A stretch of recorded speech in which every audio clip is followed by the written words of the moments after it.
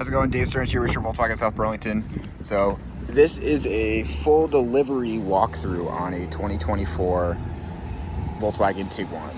I want to do a full walkthrough just as if I was going through it with a customer, walk over all of the equipment and features of the car, and explain everything. And I guess first thing we'll start with is right here on the front. So for Volkswagen, the adaptive cruise control and front emergency radar is in the front Volkswagen emblem. That's why it's flat like it is now. It's a little bit different than it used to be. So in the winter, we have a lot of customers that have their systems go off and they're wondering why that is. And a lot of times it's because either these sensors down here, parking sensors, or this Volkswagen emblem is covered with ice. So that's the first thing we'll touch base on there. Second off is the keyless entry. So for the 2022 or newer, they changed the keyless entry. So now all it simply is just this button here on the door handle. So all you need to have is a key within range of the door. Press that button, it'll lock it. Press it again, it'll unlock it. If you press it twice consecutively, it'll unlock the rest of the car for us here. Now, coming back here to the back, the release for the rear hatch is right here in the very dead center underneath the U. It is rear power liftgate on the SE. So all you simply need to do is just press that button once and it'll open up. You also can do it from the key fob as well too. The key fob actually has a couple different functions, which we'll get into a little bit later. But as you see here, if you press and hold that, it will open and close the hatch. It'll only close the hatch if the vehicle is not running though. Alternatively, you of course do have a button there. If you press that button, it'll lower it for you. Press it again, it'll stop. This is also how you adjust the height as well on it too. So some people find that it's just a little too high for them. So all you need to do is you press it, get it to where you want it, and then press and hold, and you'll notice the taillights. They'll do that little light and they'll do that little chirp. And now this is where the memory setting is for the rear power liftgate. And if you want to adjust it higher, you just simply push on it, go through that process over again, and there you go. Now you have it set back to the original height.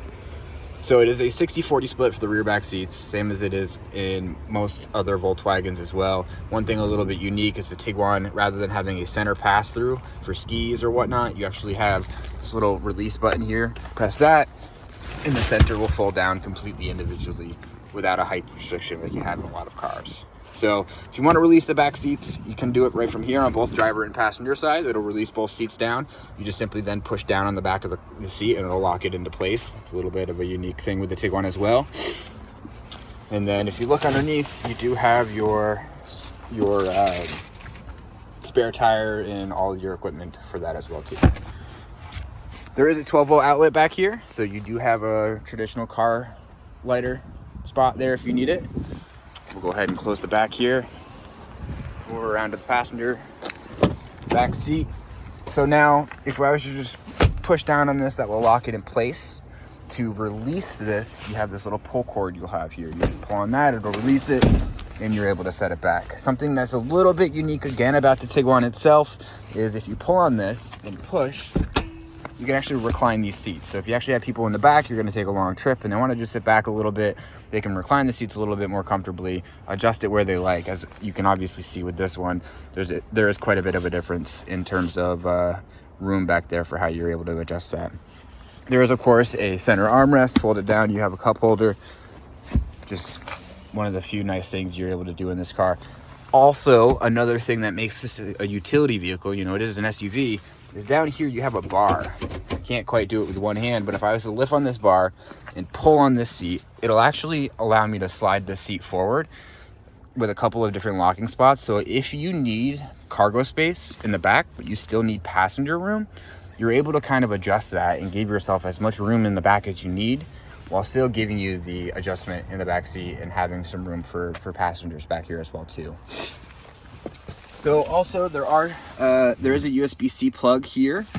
You also have a 12-volt outlet here as well too. There are air ducts for the people in the back seat, as well as there are air ducts underneath each seat, so that anybody in the back is also getting the same air that anybody in the front would be getting as well. All right, over here on the driver's side, you have the exact same keyless entry that you have in the passenger side. You just have this button here, press that, locks the rest of the car. Press it once, it'll unlock the driver's side. Just lock it again. It'll unlock the rest of the door if you press that button a third time or a second time consecutively. So now we're gonna get to the key fob. So key fob, you have a couple different functions here. Obviously you have your lock button. You press that button once, the car will lock itself. You press it twice, it will honk. You have your unlock button here. Same idea, you press the button once, it'll just unlock the driver's side door or the passenger, depending on how you have it set up. Press it again, consecutively, it'll unlock the rest of the car. Now also the SE comes standard with remote start. So that's what this ×2 button is right here. So if I was to hit the lock button, I like pressing the lock button until I hear a honk, so I'll hit it twice. And then I hit the ×2 button twice consecutively, and the car will start. Just as simple as that. Now with the remote start function, you're able to remote start the car. It'll run for 10 minutes, and then it will power itself down. You then have the ability to remote start the car a second time, giving you a total of 20 minutes of running time, and then it will power down the second time. At that point, to be able to start the car a third time, you actually have to physically go out to the vehicle and start the car from the inside of the car, and then shut it off again, and then it will allow you to remote start it again. So it won't let you start it more than twice consecutively without going into the vehicle physically. So now also on this key fob, there is an emergency key. There's no key anymore, obviously, to get into the door. There's no keyhole here. So if you look right at the very top here, it's a little button. So you press that button, slide this up, and now you have a key that slides out of it. So now what will you do with this? If you look right underneath here, it's kind of hard to see, there's that little notch. So you actually take that key, you can stick it in that notch, use your finger as a fulcrum, and this is a plastic cover that'll pop off. There's a key cylinder behind that. In the scenario where your key fob dies, or worst case scenario, your car battery dies and you need to get into the vehicle, this is how you'll actually get into the car. So you just simply pop that key out, pop this cover off, use the key in the key cylinder, it'll unlock the door, allow you to get in the car, move on from there. Now, once the car's, you're opened up, you're in it, how are you gonna start the car if it's your key fob? If you jump on in here and you look on the Tiguan specifically, right on the steering column, it has this little icon that is conveniently shaped like the head of this key. So if you just simply put this here, even if this battery is dead, you put that here and you press the start button, that will give you the ability to start the car up, even with the key fob battery being dead. There's a chip in this, and the battery basically just extends that range to that chip. So it's just like tapping a debit card at the gas pump or in a store. As long as it's touching there, you'll be able to start the car up. So, starting from the left, we're going to work our way left to the right, kind of go from there. So we're going to start with the door. The door locks are over by the door handle. That would make sense. Moving down, you have your window control. So in the SE, it has heated side view mirrors. So if you turn this notch until it's facing downwards, that turns on your heated side view mirrors. Now that also turns on your heated windshield washer nozzles too. So they are heated as well. They're recessed there. So during the winter when that's full of ice and you want that to melt away, you turn this on. It'll melt the snow on your side view mirrors. It'll also melt the snow on your windshield washer nozzles. All right, otherwise it just works like a normal joystick. So you would turn it to the left if you want to tilt it downwards. You aim it down, tilt it up, left, right. It's straightforward. All the windows are one touch from the driver's window. This is your child safety lock for the windows. Your child safety lock on the back doors themselves are in the traditional spot over by the door latch. Now this does have a rear latch release for the liftgate. So if you press that, it will allow you to open the liftgate, but you cannot close the liftgate from that. Now you can from inside the car, as long as the key fob is with you. You can use the key fob to close the hatch, but car cannot be running when you do that, so you would need to power it down. The latch for the hood is where it's been for a very long time. One of the things a lot of people don't realize is with this closed, with the door shut, you actually can't open that up. So if you're inside the car and you try and pop the hood, you won't be able to do it without opening the door first. It butts up against this, making it so you don't open it on mistake. Seating controls for the driver's side seat are full power electric in the SE. So to move the seat up, you just lift up on this horizontal switch. You also have a tilt function for the front seat. So if you want to tilt the front of the seat, you lift up on the front of the switch. This is your lumbar support. So pressing it to the left is going to make it more pronounced. Pressing it to the right is going to make it less. And then of course your recline is right here. Pretty straightforward. Steering wheel release is right to the left of the steering wheel, just above your left knee. You release it down. It's tilting and telescopic, so you get it right where you like it. Once you have it where you like it, you just simply pull up on that again. It's kind of tough to lock in place there. and then that's all you need to do to lock it back in place. So, all right. Automatic headlights, they are auto. You do have to turn them on to the auto once, and you can override that, of course, if you need to. So turning it to the 0 would be off, auto, parking, and then low beams. Most of my customers just leave it on automatic. They don't ever really have to adjust it from there. Should be easy enough. All right, so we're gonna power the car on. So to power the vehicle on, just put your foot in the brake, press the start button, starts the car right up. Pretty straightforward.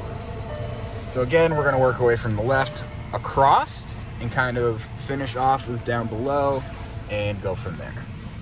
So right on the very end of this stock here, you'll see that little icon. That icon is to represent your assist systems. So if I press this button here, it's gonna bring up a menu on my instrument cluster. Now with the right side of my steering wheel, I have the up, down, and OK. I can navigate through this menu. The lane assist is the lane keeping system, the traditional lane keeping system. Basically, the easiest way for me to think about that is it's a reactive lane system. So the idea is if this is on, right now it's on, and I'm driving down the road and maybe I look away or just swerve near a line on the left or the right hand side, unintentionally, the car will react and it will just simply move me back to the middle of the lane. Now if you go down, you have speed, so that is your cruise control and adaptive cruise control setting. Now this is only to switch between adaptive cruise control and normal cruise control. Once you have it set, you don't ever have to switch back and forth between it again. It comes standard set on adaptive cruise control. If you're unfamiliar with how that system works, all it does is it just simply adapts your speed. So if you're going 50 miles an hour and there's a car in front of you with your adaptive cruise control, you have your cruise control set at 50 miles an hour. There's a car in front of you that's going 40. You don't have to manually slow that down. The adaptive cruise control will adapt to that car in front of you. It'll automatically slow you down and it'll just adjust your speed accordingly. And it'll keep you at a distance you deem safe, that you set. The normal cruise control is just traditional cruise. You just set it at a speed and the car maintains that speed. It won't adapt the speed. It'll just set it at 50 and it'll keep it at 50. If there's a car in front of you, you'll either need to manually slow it down by applying the brake or by using the speed control on the left-hand side of the steering wheel. Now, if you go down even a step further, you have side assist. So that is the blind spot monitoring system.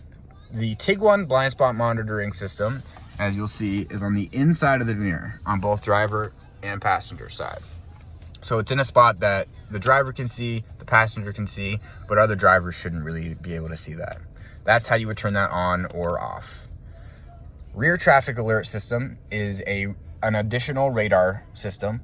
The idea is if you are in reverse, if I was to put the car in a reverse right now, the backup camera is going to come on the screen here.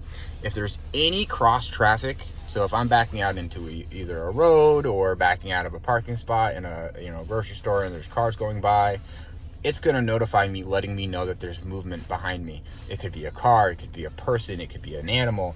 Any movement whatsoever while I am in reverse, it's going to let me know that that's back there, so I have a heads up ahead of time letting me know that there's something there. All right, going down one step further, the very last setting is front emergency braking, your front assist. So we already talked about that a little bit. That's the radar on the front of the vehicle. This is simply if you're driving down the road, look away, or whatever the case is, a car is abruptly slamming on their brakes, it will first notify you, letting you know that there's a vehicle braking hard in front of you. And then if you still continue to accelerate, it will then apply brakes for you, preventing you from rear-ending the vehicle. Now, it's all about if you're continuing to accelerate. So first it gives you that notification. If at that point you release your foot from the brake and the car in front of you is still braking hard, you're off the acceleration, sorry, not the brake, the acceleration, it will then, it's thinking that you're slowing down. So just keep an eye on that. Make sure that if that's alerting you, then to just be conscious of what's going on around you, your surroundings. Now, if the front emergency system does activate, if it throws up the big red light saying, hey, there's somebody in front of you slowing down, and you apply brakes, your brakes are much more sensitive. So if you tap the brake just a little bit, you can lock the brakes up screeching yourself to a halt, preventing you from rear-ending that car. The idea is the vehicle knows that there's something braking hard in front of you, and if you need that sensitivity, you have that availability to just hit the button, hit the brake, and stop pretty much instantaneously, obviously depending on your speed. All right, so now we either have two options to close this menu. You can either go down and hit OK to close, or if I press this button again, it'll go away. So now we go to the cruise control, the left-hand side of this for the most part here. So all of this is for your cruise control or your travel assist, which I'll explain here in a little bit. So this top right-hand button here, this turns your cruise control on. Now, if I hit this button here, you'll see that this icon shows right here. So that icon represents a couple of different things. One, you have the little speedometer, that's showing your cruise control. And then if you see the little car that's at the top left of that, that's showing you that adaptive cruise control is currently selected. Now those three little lines there, that is meaning this cruise control system is on, it's active, but it's not set. So now from there, we have the set button, the resume button, increase speed button, or decrease speed button. So I'm not currently in gear, I'm in park, sitting in a parking lot. So I can't set it at a certain speed, but if I hit the plus button, it'll go up at the lowest speed available, 20 miles an hour. So right now it's kind of hard to tell, but it's grayed out. It would be a bright white, just like the P or the 0 miles per hour, if it would be currently actively set. So now if I press this plus, it'll go up by 1 mile an hour increment. If I press and hold, it'll go up by 5 mile an hour increments. Now that's the same, it functions in the same manner if you're actively set on your cruise control. So if I have it set at 50 miles an hour, I hit resume or set, and the car is controlling itself for speed, and I hit the down button, the minus button, it's gonna start slowing me down. When you do start slowing you down, or the adaptive cruise control kicks in, your brakes do apply. So people behind you do know that you are braking, but it works like any other cruise control. The only thing that's a little bit different with the adaptive cruise control is you have this button right here in the middle. This button right here, that's supposed to represent the distance between you and the car in front of you. So if I press this button here, you're gonna go ahead and see that that distance on that little display, that is increasing or decreasing. So this is the minimum stopping distance. So it's based on time. So it's 3 seconds worth of stopping distance. And then this is the maximum. So you'll kind of have to play with it a little bit and figure out exactly what that distance feels like to you. Because it's based on a time setting, it scales with speed. So if you're going 25 miles an hour and you have it set at the minimum, you're gonna notice it's not a whole lot of room. But if you're going 85 miles an hour and have it set there, it's gonna be a few car lengths at least still. And then of course that's gonna scale up. So if you have it set to the maximum, to 25 miles an hour, you'll probably see like, maybe 2 car lengths between you and the car in front of you. And then if you're going much faster, it's gonna scale up. You're gonna see many, many more car lengths between you and that car in front of you. All right, and then last but not least here, we have this button here. This is the travel assist. This is Volkswagen's semi-autonomous driving mode. So basically, the easiest way to think about this is it is the lane assist that we talked about earlier and adaptive cruise control all wrapped up into one nice cruise control setting. The only difference is if I press this button, you'll notice that icon changes. The cruise control icon changes and it says travel assist is selected. And now if I was to hit the set button or the resume button, not only is it gonna set me at a speed that I have set or resume me at the speed that I had set, it's also actually gonna keep me in the center of the lane. So that's what these lines here are supposed to represent. So that's where it wraps in that lane assist. So where lane assist is a reactive system, this is more of a proactive system. So if I'm on the highway, if I'm on the interstate and it's 65 miles an hour and I have the travel assist selected and I have this icon here and I hit set and set the speed, it will not only adjust my speed, but assuming there are lines on the side of the road, it will also keep me in the center of that lane. So for all intents and purposes, if I'm driving with this on and I just keep my hand here, the steering wheel is going to automatically turn with the road. I don't need to physically turn the car, but I do need my hand on the wheel. There is another assist system that's called emergency assist that is all wrapped right up into this. And basically the way that emergency assist works is this travel assist system recognizes any resistance on the steering column. So while my hand's here, it knows there's resistance and it's going to continue doing its thing. If my hand comes off the steering wheel, I have no knee holding it, there's no resistance there at all. After about 15 seconds, the car is going to beep at me and it's going to try and get my attention and ask me to take over control of the car again. After another 30 seconds from that point, so about 45 seconds in total, it will actually, I don't like calling it this, but it'll do a brake check where it'll just quickly slam on the brakes really hard.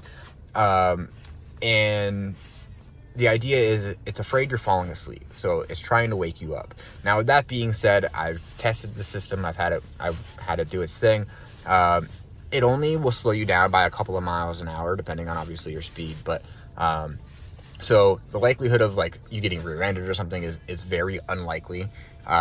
It's not that dramatic. It feels that dramatic, especially if you were to be dozing off, but it's really more of just trying to catch your attention and wake you up.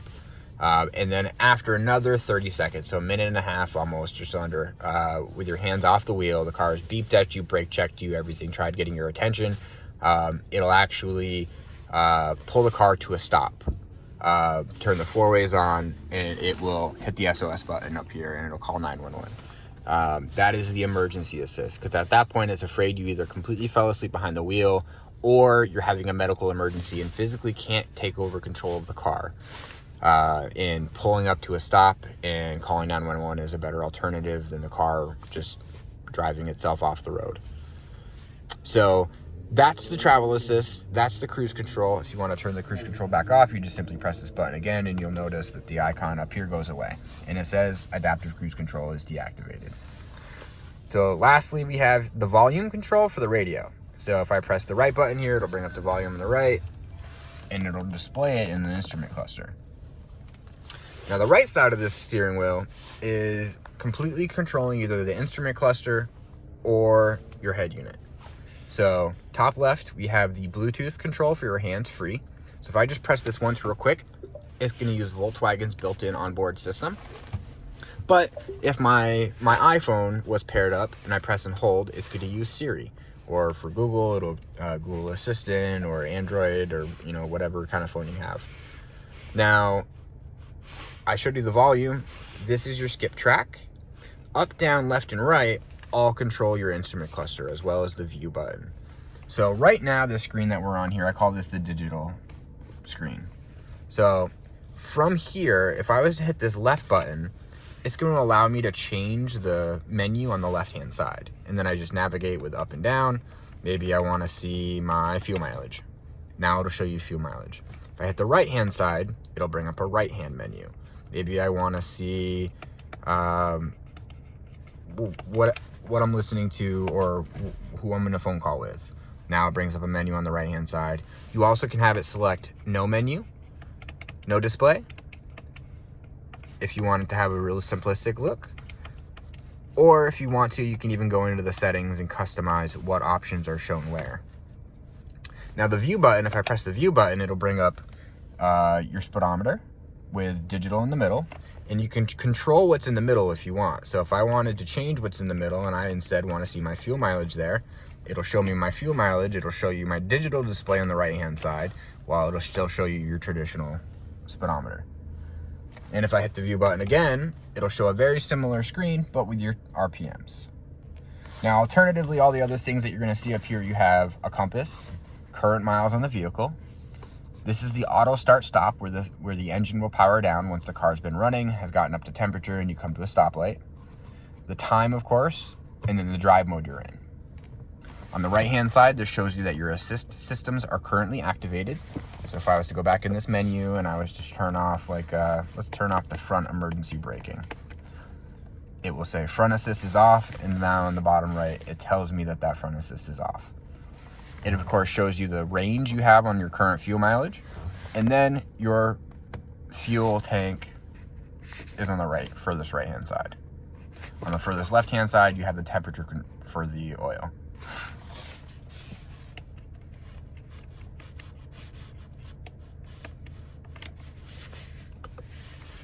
All right.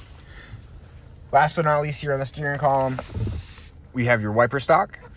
So here on the left where it says high, low, intermittent, and off, that is representing your front wiper, and on the right hand side is representing the rear wiper. So this car has rain sensing windshield wipers. So to use that, all you need to do, I like to hit the stock down once. It tells me that it's in the off position, and then I go up to INT, intermittent. So I go up 1 notch. Now it is on rain sensing windshield wipers. So now, as soon as it starts raining, it'll automatically adjust how fast the wipers need to go. If it's not raining, the wipers won't go at all. That's all automatically adjusted by the windshield register and the pitter patter on the window. Now, you can override that if you want it to go a little faster. You have this little dial knob on the top. Easiest way to think about it is left is less, right is rain. So the less it's raining, keep it on the left-hand side. The more it's raining, you can push it to the right. I find that I don't need to actually adjust this. I can pretty much just leave it right where it is there. And the faster I go or the faster the rain comes down, the automatic wipers will do their thing. If you want to completely override it, you go up 1 more notch to low, and then a 2nd notch for high. And then over here on the right-hand side, you want to control either spraying the front windshield or turning the rear wipers on or spraying the rear wiper. So right here, this first one, so we're in off right now. So if I was to pull it towards me, that's going to spray the rear wiper. If I push it away 1 notch, that goes from off to rear wiper. Now the rear wiper is on. And if I go all the way, it's going to spray the rear wiper. I'm going to pull it back towards me and shut it off there. That's how the wiper stock works. All right, so next we're going to do the heat controls down below here. They are touch sensitive heat controls, so it is dual zone climate. So you have the driver's temperature and then the passenger's temperature. You can swipe your finger and it'll go up by large increments, or you can tap and it'll go up by 1 increment. Same with this side as well. You have auto, because it is dual zone climate. So you just hit the auto button and it'll leave it automatically right there to the auto. It'll do whatever it needs to do, whether it's blow cold air, warm air, get it up to temperature, as efficient as possible. Heated seat controls are in the top left for the driver, top right for the passenger. Max front defrost, rear defrost, and then if you need to adjust where the temperature, where the air is going, it'll adjust it here. Now, if you leave it on automatic, you won't have to really adjust any of that. It'll do whatever it kind of needs to. These are all overrides. The only thing up here that's not an override switch is your sync. So the sync will sync up the driver's heat and the passenger's heat, so they'll all function off of 1. As you'll see here, I'm just adjusting the driver's side and the passenger is adjusting with it. And then if you want to completely shut off your heating system, you have an off button there. Press it again, it'll turn it back on. The override for the fan speed is right here in the middle. So as you'll see, that middle is kind of illuminated a little bit brighter than the other side is. Now it's on about 50%. Again, that will override the automatic, so I simply just leave it on automatic and let it do its thing. Menu, if you press that menu button, it'll actually bring up a digital version of this up on your radio. So it functions in the same way. The only thing that's kind of cool about this is right now you can see by the red air that it's actually blowing warm air out. If I bring this all the way down, let's bring it down to low. You'll see that temperature controls. Now you know it's actually blowing cold air out of the heat system. All right, that is the heat system here. The heat system here is the exact same thing. You can adjust the temperature here if you want to. It works in the same manner. Now the rest of the radio, this is a little bit different. This is similar to the old all-track radio. Top left is your radio button. You have your source. We can go AM, FM, Sirius, XM, internet radio. Your stations list, which give you literally just a list of radio stations. Your radio presets. To save a preset, once you're on a radio station, like you'll save 94.3, but let's save it to number 3 instead. Once you're on a station, you just press and hold, and it'll save it to that number. This is your station scanning, so if you hit it, it'll just go from one to the next. Your tuning knob, if you're in Sirius, you can enter a channel. Or if you're on traditional radio, it'll give you more like a traditional tuner. You can either grab and drop, or you can do this here too. And you can kind of pick and choose how you want to tune that. And then any national alerts will show up on the alert list. Media. Media is a little bit of a redundancy. Now, most phones nowadays, people connect through Apple CarPlay or Android Auto. Media is more of like traditional Bluetooth, or maybe like USB audio from like an iPod or something like that. Most people really don't use this very often, but you also can get here from going from radio and then switching source and going to my media. That will also get you back here. And then right now it's just giving you your details. If you want to adjust your sound settings, there's a couple different ways you can kind of get into things. So this changes your radio settings, going to the settings button here on the bottom right hand corner. But if you go to sound on the top right, this is where you have your equalizer. You can adjust where the position of the audio is coming. If you have kids in the back, you can adjust it there, or your volume settings. Now the phone button, this is how you're going to Bluetooth pair your phone to the car. So pairing your phone is very, very straightforward. It is completely wireless CarPlay in this car, so you don't need any wires. You have a wireless charger down here as well. This is cooled, by the way, so if anybody is feeling cold air being blown down here, there's a little air vent up here that's blowing cool air so that when your phone's on this charger, it doesn't overheat. But up here, this tells you connect your phone when stationary, but go to Bluetooth on your phone, go into your Bluetooth settings, and look for, in this scenario, it's my VW 6700. Whatever car you're in is going to give you the last 4 digits of your VIN number. That's how you're going to be able to designate what car you're connecting to. And it's just a very, very simple process. So once you've gone into your Bluetooth settings on your phone, you found the right setting, you click on the right car, it'll ask you on the radio and on your phone, it'll give you a code. That code is really more for more populated places where people are taking delivery of multiple cars at a time, making sure you're pairing up to the proper phone and the proper car. But once you've made sure that the number on your car and the number on your phone are correct, you hit connect. It will then have a pop-up on your phone asking you if you want to allow it to sync your contacts. Hit allow. Once you hit allow, now all your contacts are going to upload to the car. Now it's not actually uploading to the car, but while you're connected to the car, it gives the car the ability to be able to show you your contacts and your messages. So if you take your phone away from your vehicle, none of that info is saved. And then lastly, it'll ask if you want to use Apple CarPlay or Bluetooth, or if you want to use Android Auto or Bluetooth. I always suggest using CarPlay or Android Auto. It's a better integrated system than just traditional Bluetooth is. So select CarPlay or Android Auto on the radio and on your phone from that point, and then it should automatically connect. Now, once you're connected, you have the app button. The app button will pop up.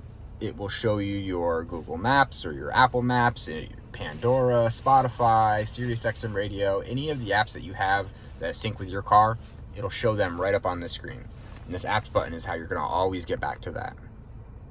Now, the voice button, this is just simply an additional version of the Bluetooth button I showed on the steering wheel. So if I was to press this once, it'll do VW's onboard system. And if my phone was paired up to it and I pressed and held this, it would pop up with the Siri icon. It would go to my app. All right.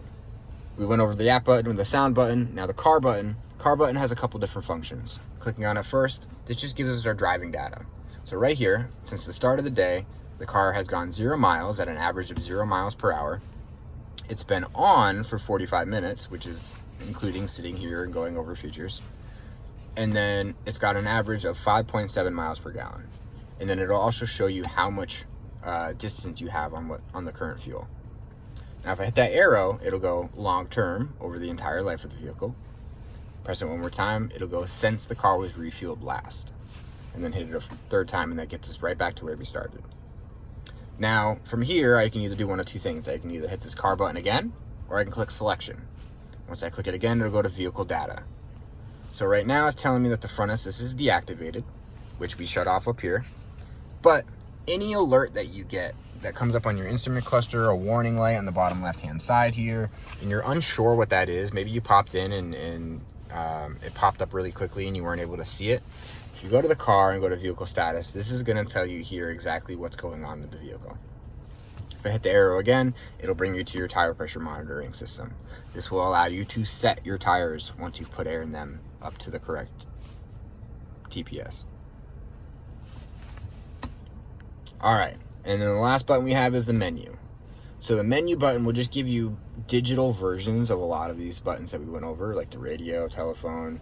It has a nav button, but there isn't an onboard navigation in the SE. And then media, app connect, vehicle, which is car, sound systems, climate control, all these things we've gone over. Now, the assist system, this just gives you a little bit of a better visual than this button here on the end of the stock. So it also gives you the ability to adjust some particular settings. So if I click on this car here, this will give me some settings for the adaptive cruise control or the front emergency braking. If I want to turn that back on, I can do it right from there. Blind spot monitoring, I can adjust brightness. So that's from going to the menu, going to assist systems, and then going into the settings from there. All right, so we talked about the radio, the heating system. Now we're going to come down here. So the car does, of course, have an electronic parking brake. To engage the brake, you have to have your foot on the brake. You pull up, and the amber light will engage. You'll feel it with your foot. You'll feel it engage. To disengage, you put your foot on the brake again. You push down. You'll feel it release on your foot. Over to the right here, you have the start and stop system. So this will turn off the auto start, and it'll tell you up there saying start stop system is deactivated, so that when you come up to a red light or a stop sign, the engine won't power down on you.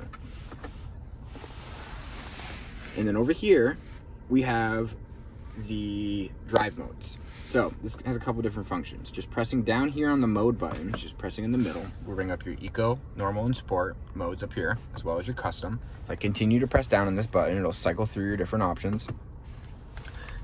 Eco will basically adjust the shift points of the car. It'll adjust the responsiveness of the gas pedal. It'll also adjust the power going to the climate system.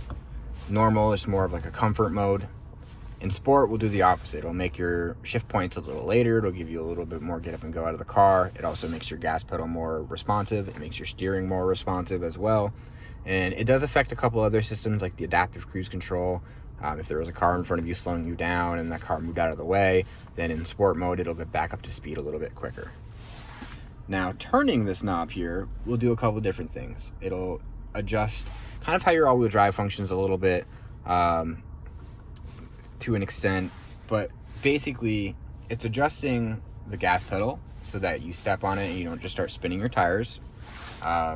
It's also adjusting here, if we go into the last mode here, custom, we can actually see exactly what's adjusting. All-wheel drive, steering, drivetrain, adaptive cruise control, climate control. In the off-road mode, which is this one here, you actually have things like hill descent control or hill start assist. If we go to snow, your steering is in sport, your drivetrain is in snow, adaptive cruise control is in comfort, and climate control is in normal. So just a couple different drive modes depending on the type of environment you're driving. They say off-road mode. Now, off-road mode's really more for like dirt roads, muddy roads, things of that nature. All right. Most of our cars come with auto-dimming rear view mirrors, so as soon as headlights hit this, it'll dim down all on its own. The rest of the controls up here are pretty standard. This particular one happens to have the sunroof. So this button here is the sunroof control. Tilting up on the back of that will also tilt up on the back of that. Pulling down on the back of that will close that. Pushing it towards the rear of the vehicle will open it. I'm not going to do that because it's rainy out today. And then this button here is for the sunshade. It's all one touch. You press it once, it'll do its thing. You press it again, it'll stop. But the rest of these controls are all for the lighting. So this is the front left light, front right light. This is so that when the doors are open, the lights will turn on. And then this is the rear lighting up here. Okay, the last but not least, we have the CarNet, the MyVW buttons. So these all up here, these are all part of Volkswagen's CarNet system. Pressing I is for info. You press that button, it'll connect you to Volkswagen's live service. You'll talk to them. They can give you information about the car. They can give you local information, just basic info, nothing too specific. The wrench here, this is for roadside assistance. So if at any point you end up broken down, a tire blown, battery jump start, whatever you need, you press that button, you'll connect to Volkswagen's roadside assistance system. They'll have your they'll have your location and everything, and they'll get a driver right out to you. And of course, the SOS is the emergency button. You press that button, you'll be connected immediately through MyBW's emergency services, and they can get fire, rescue, police, anybody that they need to you as soon as they need. So I'm sure there's questions. Please feel free to reach out. Again, Dave Stearns with Shearer Volkswagen, South Burlington. My direct line here is 802-861-4192. I'm happy to answer any questions that I can. But otherwise, I hope that was helpful. And I hope you have a great rest of your day. Thank you very much.